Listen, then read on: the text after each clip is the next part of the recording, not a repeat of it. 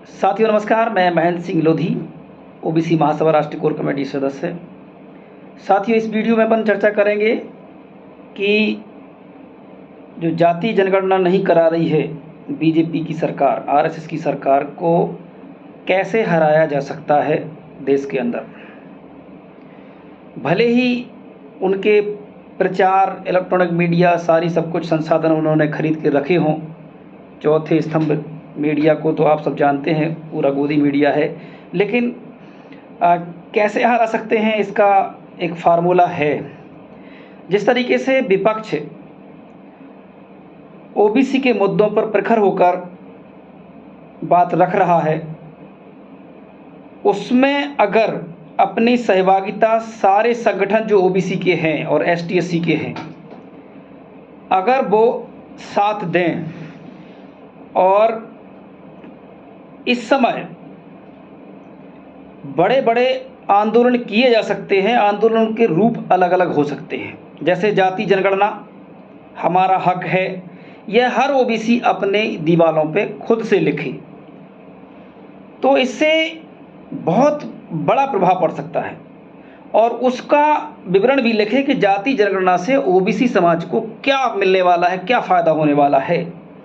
उसमें ये भी लिखें कि हमारे जो भाई हैं ओबीसी, एससी और एसटी के, उनको संख्या के अनुपात में विधायिका और कार्यपालिका में हिस्सेदारी तय की गई है संवैधानिक, तो ओबीसी समाज को भी यह हिस्सेदारी मिल सकती है तब जब इनकी जनगणना हो।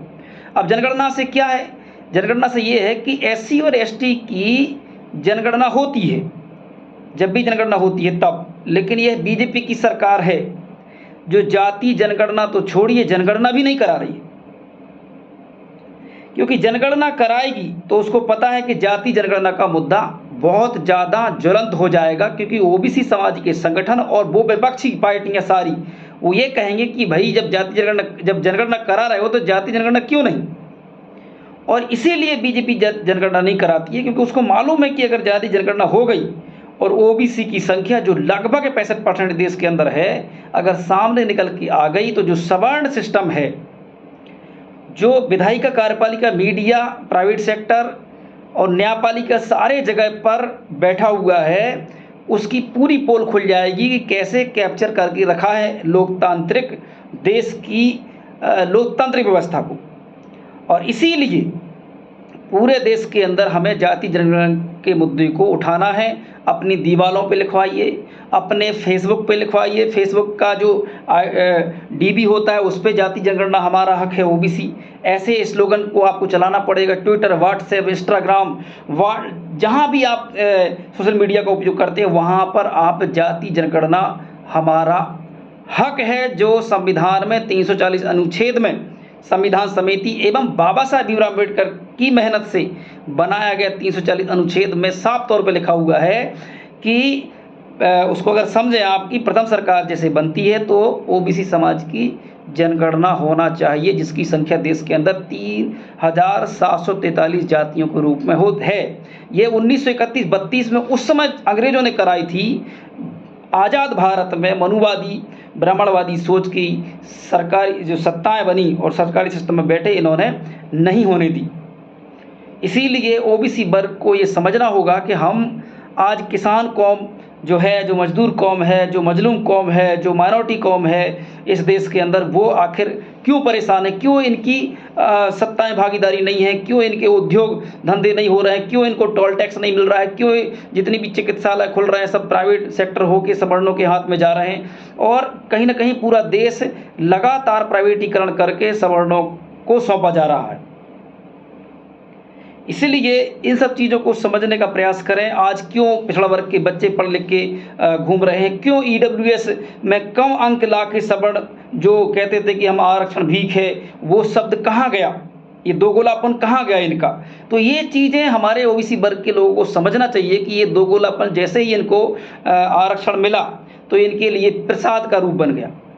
अब उनके बच्चे पासिंग मार्क लेके सरकारी नौकरी में जा रहे हैं और हमारे बच्चे उनसे डबल अंक लेके भी सरकारी नौकरी नहीं कर पा रहे हैं, क्योंकि हमारी सीट मिनिमम बहुत कम है, 14% हैं, उसमें भी बैकलॉग छोड़ देती है बीजेपी की आरएसएस की सरकार, क्योंकि वो चाहती है कि पिछड़ा वर्ग के लोगों को हक अधिकार ना। एक तरफ तो इन्होंने ओबीसी वर्ग की जो पैतृक, जिसको कहते हैं जन्मजात जो काम हुआ करते हैं, सोनी का, ताम्रकार का, बढ़ई का, विश्वकर्मा का, नाई का, सारे जितने काम थे जिससे कि उनकी आजीविका चलती थी।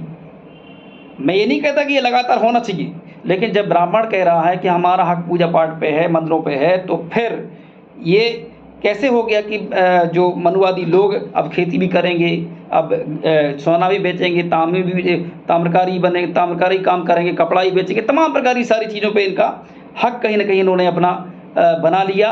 आपको धर्म में उलझा के रखा, हिंदुस्तान पाकिस्तान में उलझा के रखा, और इन्होंने सारा प्राइवेटीकरण करके इस देश को बंटाधार कर दिया।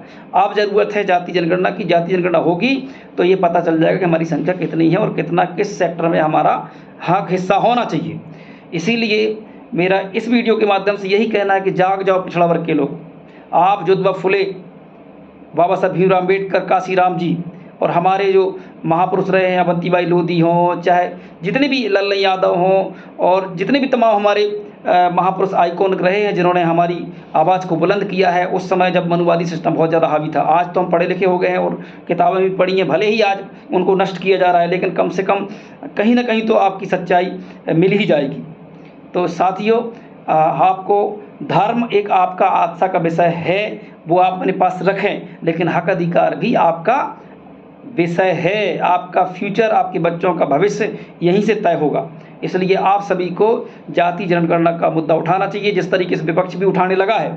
और ये ओबीसी महासभा के एक एक क्रांतिकारी जितने भी तमाम संगठन हैं, उन सब की वे मेहनत है, जिसके कारण ये मुद्दा आज राष्ट्रीय स्तर पर विपक्ष के तौर पे देखा जा रहा है। ये 1990 के दशक में इस प्रकार से ये मुद्दा आया था और अब ये मुद्दा दोबारा से आया है।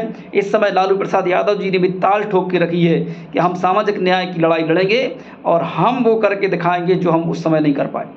और इसीलिए मोदी डरे हुए हैं, जो अपने आप को बहुत बड़ी पार्टी कहते हैं, वो तमाम प्रकार की छोटी पार्टियों से, जो भी पार्टी चाहे कितना भी करप्शन किया हो, कितना भी खाया हो, कितना भी लूटा हो, कितना भी, ये वो पार्टी कहती जीरो करप्शन। और ये आज के तौर पे देखा जाए तो सबसे बड़ा करप्शन अगर इस देश के अंदर चल रहा है तो इस बीजेपी की सरकार में चल रहा है। इसलिए इसको उखाड़ने के लिए जाति जनगणना की बहुत ज़रूरत है। आपको यही चलाना है कि अगर बीजेपी जाति जनगणना नहीं करा रही तो हम इसका विरोध करेंगे, इसको वोट नहीं करेंगे पिछड़ा वर्ग के लोग। और इससे ज़रूर हो सकता है कि इनकी भी आँख खुल जाएँ तो ये कराएँ, लेकिन इनकी मंशा दिख नहीं रही है। इसलिए हमें जाति जनगणना के लिए ज्वलंत आंदोलन करना पड़ेगा, सड़कों पर उतरना पड़ेगा, हमें अपने लोगों को समझाना पड़ेगा, तब जाके हमें हमारे हक अधिकार मिलेंगे, ओबीसी आरक्षण लागू होगा। बहुत बहुत धन्यवाद। आप ज़रूर इस वीडियो को सुनें और शेयर भी करें और सब्सक्राइब भी करें, ताकि हम अपनी बात को आपके इस प्लेटफॉर्म के माध्यम से, यूट्यूब के माध्यम से आप तक पहुंचा सकें। बहुत बहुत धन्यवाद। जय ओबीसी, जय संविधान, जय जवान, जय किसान, जय भारत। धन्यवाद।